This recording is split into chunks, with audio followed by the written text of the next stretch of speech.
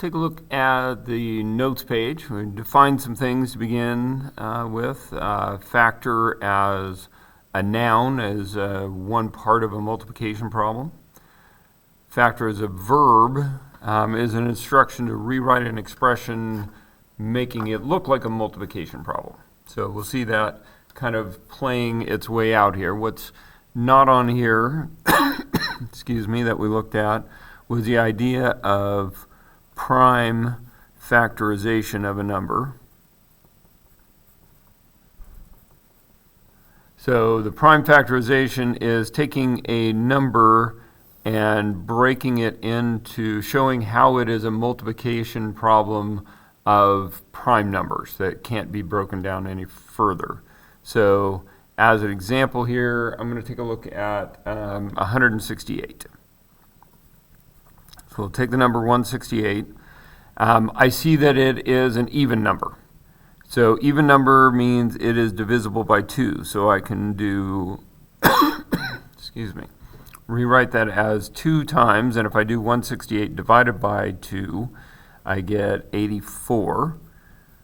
84, still an even number, so I can pull another 2 out. That means I've now pulled out 2 2's.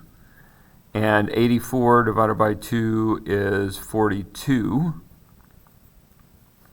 42, still even. I can pull out another 2 from that. I would get now 3 2's that I've pulled out, and 42 divided by 2 is 21.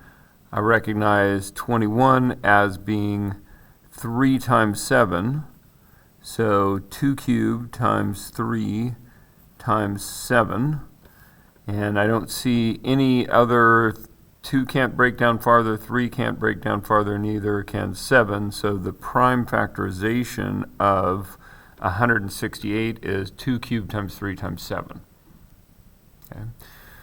We're going to see instructions show up in a bunch of different places, mostly in reference to the verb form of factor, so they'll tell us to factor something out, to completely factor something, to find the greatest common factor of, so that's a little bit more of the noun part, the biggest thing that acts as a multiplier for different expressions or parts of expressions. All right, so I'm going to go only so far through standard B. We'll pick up with the rest of this stuff later, but we'll keep this fairly brief. First thing to note is the notes page that you have might have this as a 6x squared. That needs to be a 6x cubed. Otherwise, we'd be able to combine it with these things. It's not that we couldn't do that problem, but it's maybe a better example if we do this way. So I'm going to do this using our idea of prime factorization for up here. So a 6 is a 2 times 3, so I'm going to rewrite this whole thing as 2 times 3 times, I've got a stack of 3 x's there. Okay, so 2, I've got a 2 and a 3, and 3 x's stacked on top of each other. 5 is 3 times 5, so I've got a 3 and a 5 and 2 x's stacked up there, and then a minus. 36 is 6 times 6, and 6 is 2 times 3, so 2 times 3 times 2 times 3 involves 2 3's and 2 2's, and there was an x there.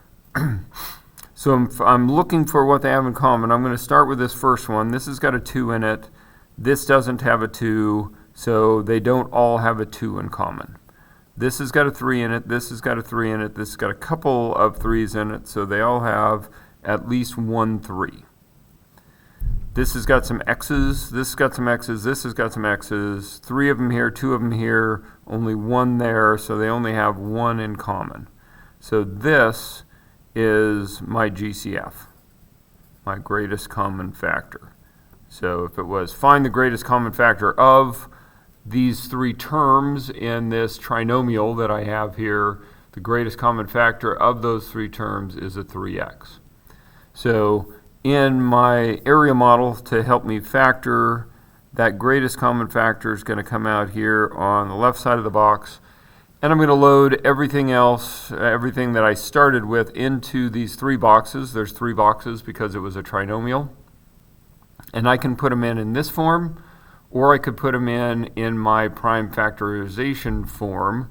I think I'm going to put them in the prime factorization form here right now to kind of show how this works. So 2 times 3 times x cubed, 3 times 5 times x squared, and a minus 2 squared times 3 squared times x. Now, what I'm looking for is what would go on the top of this box. Well, if a 2, a 3, and 3 x's have to end up here, I get one of the 3's I get the 3 from here, one of the x's from there. I still need a 2, and I need 2 more x's. Okay, to get this one, I get the 3 from here. I get one of the x's from here. I didn't get the 5 or the other x from over here, so they must have come from up here. All right, in this one, I've got a negative. I didn't get that from over here. 2 squared, I've got one of the 3's, and I've got the x, so I'm left with a 2 squared times 3. That's 4 times 3, that's 12.